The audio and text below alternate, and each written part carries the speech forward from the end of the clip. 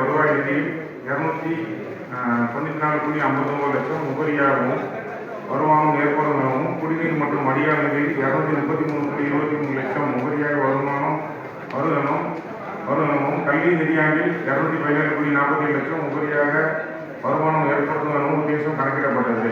வருவாய் நிதி இதில் நடப்பு ஆண்டில் 2025-26 சொத்து வரி, இதர வரி மற்றும் வரி 50 லட்சமும், முத்திரை மற்றும் கேளிக்கை வரியாக 575 லட்சமும், அரசு மானியம் மற்றும் மாநில பகிர்மான நிதியாக 6760 லட்சமும், 15 நிதிக்குழு மானியமாக 1500 லட்சமும், ஏனைய வர்த்தகங்களின் மூலம் 3661.59 லட்சமும் ஆக மொத்தம் 17,126.09 லட்சம் வருமானம் வரும் என எதிர்பார்க்கப்படுகிறது. இதில் நடப்பு ஆண்டில் 2025-26 சம்பளம் 29.50 லட்சமும், சாலை நகராட்சி நிர்வாக DMSR அனுமதி எல்லா மாநகராட்சியும் ஒரே ரேட்டு தான்.